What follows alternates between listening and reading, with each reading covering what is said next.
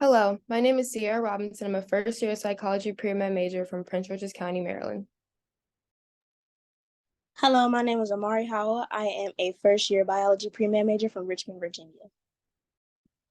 Hello, I'm Kiana Blakely White. I'm a graduating senior kinesiology major from Pittsburgh, Pennsylvania. Hello, my name is Samara Abdussalam. I'm a second-year kinesiology pre-med major with a minor in leadership studies from Queens, New York. And today we will be presenting to you our presentation on species diversity on birds of prey. Upon choosing our site, we took into consideration the fact that birds tend to migrate south for warmer conditions. Due to this, to alleviate any bias, we chose a northern part of Maryland to see if there would be any difference in migratory patterns. With that being said, we chose to collect data from Cromwell Valley Park located in Baltimore, Maryland. On to our research question. As for our research question, we asked, will birds of prey vary throughout the seasons of the month and fall?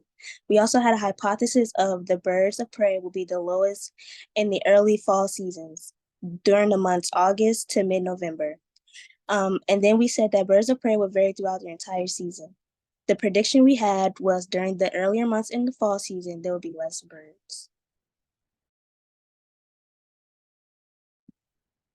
So for our results section, we got this pie graph, and this pie graph shows what species were most abundant over the course of the 3 to 4 fall months. And the graph compares the differences in how many birds of different species were spotted and their density.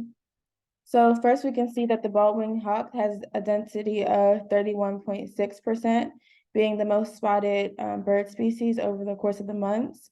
And next after that, the bald eagle and the red-tailed hawk had a density of 10.5%, and they were tied for being they were the third most spotted. Second after the bald-winged hawk, it was the Cooper's hawk and red-shouldered hawk.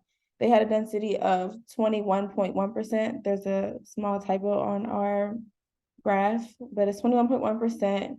And then under the pie graph, you can see a bar graph of the data in August. And August really caused a couple of skews in our data because August was so lightly populated.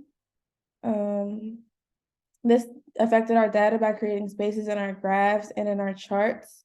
Only one species was present during this month, and it could have been due to the temperature, which was around 78 degrees on average, and the wind gusts, which were like light winds, while being sunny to partly cloudy.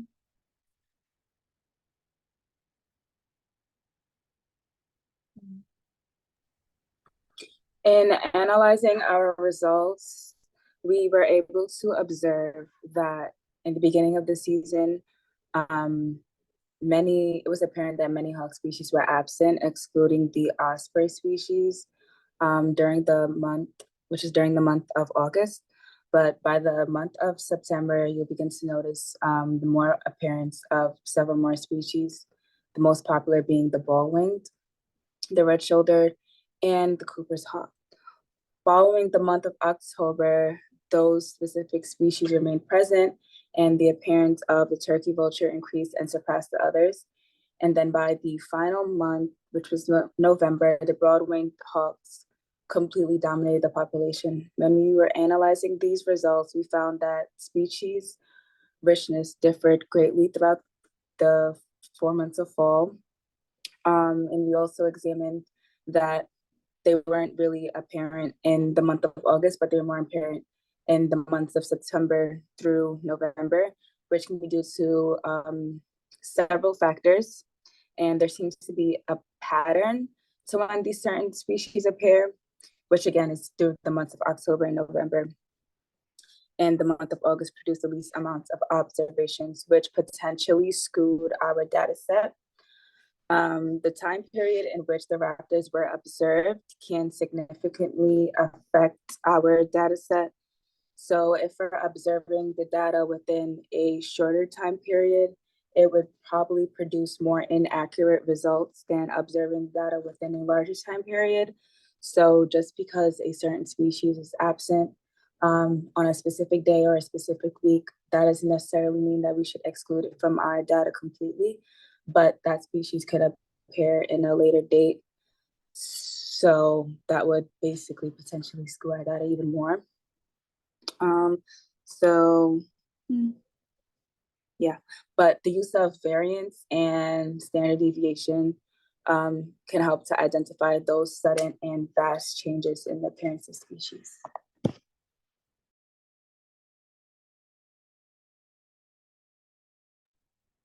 We would like to thank Hampton University Department of Biological Sciences, Dr. Sean T. Dash, Dr. Tunde Adebola, and the NSF TIP for this opportunity.